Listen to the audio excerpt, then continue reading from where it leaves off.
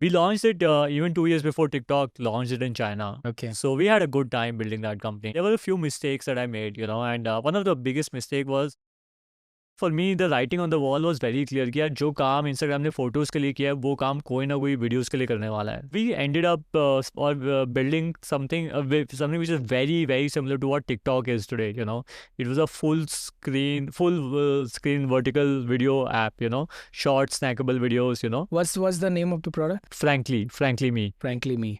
I have heard about it, Frankly Me. Yeah, it was fairly popular in those days, 2014 से 16 हमने वो किया 2-2.5 साल. It was backed by good investors like Matrix Partners. It was backed by Airtel's family office. We launched it even 2 years before TikTok launched it in China. Okay. So we had a good time building that company. There were a few mistakes that I made, and one of the biggest mistake was I was too early, I was way ahead of the curve. मतलब, it is not a good thing. मतलब उस ज़माने में India में 3G चलता था. Airtel का 3G 297 rupees का एक पैक हुआ करता था. 1 GB डेटा मिलता था. 40 से 60 kbps की स्पीड आती थी और उसमें भी किलो बिट्स पर सेकंड, किलो बाइट्स पे नहीं. उस टाइम उस इंफ्रास्ट्रक्चर के अंदर, उस मोबाइल इंटरनेट इंफ्रास्ट्रक्चर के अंदर आप वीडियो सोशल नेटवर्क नहीं बना सकते. ये एक फंडामेंटल गलती थी. मेरे को ये चुल थी या दिक्कत थी या कीड़ा था कि यार हिंदुस्तान से कोई सोशल नेटवर्क क्यों नहीं बनते, राइट? क्योंकि हम इंटरनेट पे भी कल्चर के इम्पोर्टर क्यों हैं, राइट? अगर हम एक्सपोर्टर नहीं बन सकते कोई दिक्कत नहीं, हम सेल्फ सफिशिएंट तो बन सकते हैं ना. Internet is being imported by us, while China and Russia are not. China is self-dependent in every way, in internet or anything. Absolutely. And same goes with Russia also. They have their own mail.io, Yandex, WeContact, and so on and so on. I think that was not a very healthy business feeling at that moment of time. मैंने वो company 2 ही साल चलाई. हमारे पास bank में काफी पैसा भी पड़ा था, इन्वेस्टर्स का, जो हमने fairly judiciously यूज किया था. But I shut that down. We shut that down and we returned that money back to the investors. क्या रीजन था? मतलब एक तो आपका स्पीड और जो इंफ्रास्ट्रक्चर चाहिए था, एक तो वो था, और क्या रीजन थे? इंडिया कल्चरली भी रेडी नहीं था to be able to go out and express yourselves in videos.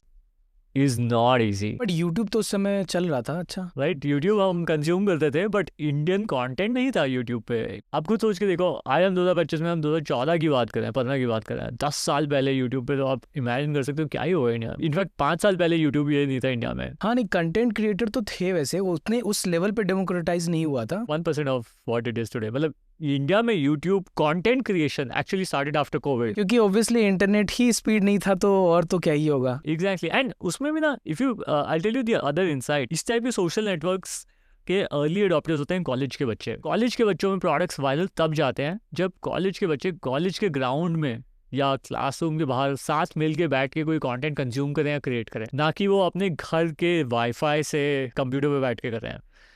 तो कंजम्पशन हो रही थी, थोड़ी बहुत क्रिएशन भी हो रही थी, बट वो घर से हो रही थी, कॉलेज के ग्राउंड से या क्लासरूम के बाहर के एरिया से, कॉरिडोर से नहीं हो रही थी, जहाँ से बैठ के चीज़ें वायरल जाती हैं. एंड वो ऑब्वियसली इसलिए नहीं हो रही थी क्योंकि मोबाइल इंटरनेट बहुत महंगा था और बहुत ज़्यादा स्लो था. So that was something that we realised later on towards the end of the journey, and we had been waiting for Jio to launch, but Jio एक साल डिले हो गया था. उसके भी अपने कारण है, क्योंकि Jio मैसिव स्पीड पे कस्टमर्स ऑनबोर्ड करना चाहता था. उसके लिए उसे आधार चाहिए था. आधार का रोल आउट लेट हो गया था 1 साल. Those things we did not know at that time. तो आपने जितना मनी इन्वेस्टर से लिया था वो सारा आपने रिटर्न किया? नहीं, अब हमने करीब $2.5 million टाइप्स रेज किया था, जिसमें से $1 million हमारे पास बचा था. वो रिटर्न कर दिया. तो उसके बाद क्या हुआ? उसके बाद आई टुक अ ब्रेक फॉर 2-3 क्वार्टर. किस लिए ब्रेक? ऑनेस्टली यार, मुझे नहीं लगता हम ये सब कुछ काफी कॉन्शियसली कर रहे होते हैं. Just happening with us and हम विद द फ्लो जा रहे होते हैं. So that was where the universe was taking me. Universe wanted me to just calm down, slow down for some time. अब आप वापस आए in corporate. What did you do? I had a new team then. I had 2 co-founders from IIT Kanpur, very gifted people. And then उस time हमें somehow we stumbled upon blockchain as a technology. This was 2016, July, August types. और हमें प्यार हो गया. मतलब हमने कहा ये तो कमाल की चीज़ है. This technology can change the world. This is very powerful. And we started a venture studio. कि यार हम ब्लॉकचेन के ऊपर टेक्नोलॉजीज बनाएंगे, सर्विसेज बनाएंगे, लोगों की हेल्प करेंगे जहाँ जहाँ नीड है. एंड हम खुद भी लर्न ही कर रहे थे.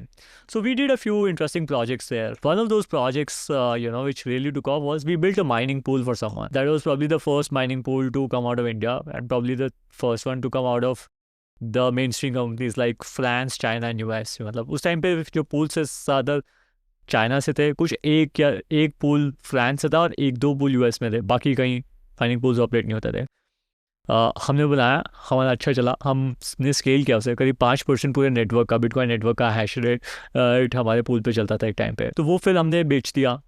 वो भी सेल ऑफ किया आपने? कितने टाइम रन किया उसको? 6 महीने से ज़्यादा नहीं रन किया होगा, मतलब वो काफ़ी जल्दी स्केल हो गया था। फिर हमने उसके बाद और प्रोडक्ट्स बनाए, हमने 2-3 एक्सचेंज बना देते, फिर हमने एक मार्केटिंग एजेंसी भी बनाई जिसमें हम काफ़ी यूएस, यूरोपियन और कनाडा बेस्ड कंपनीज जो आईसीओ करना चाहती थी उनकी आईसीओ में हेल्प करते थे, both through technology and marketing. तो वो भी काफ़ी अच्छा चला, हमने काफ़ी कंपनीज को काफ़ी पैसा रेस करवाया आईसीओ के टाइम। आप जानते हो 2017-18 में आईसीओ का काफ़ी बूम था। It was a bootstrap company, but then we had to shut that down abruptly.